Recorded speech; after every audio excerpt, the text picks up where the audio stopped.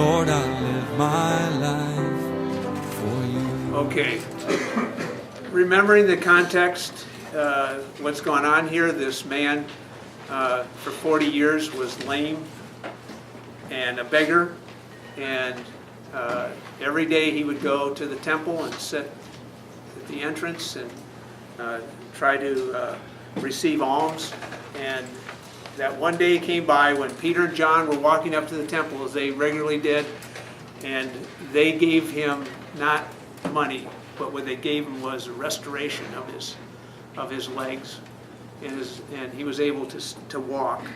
And not only restoration of that, but restoration of his whole life. The word that's used there really is much more comprehensive than just his physical restoration. It was his whole restoration. And of course, this created quite a crowd to gather around. They wanted to know what was going on, and so Peter and John began to explain this. Well, this wasn't too exciting to the temple guard and the powers that be in the temple. This was a concern to them. And the concern was because the ruling class in the Sanhedrin was the Sadducees, and the Sadducees, you see, they didn't believe in the resurrection, and that was the whole message that Peter and John were saying. So therefore, they took him aside and they incarcerated him for the evening because they couldn't try him.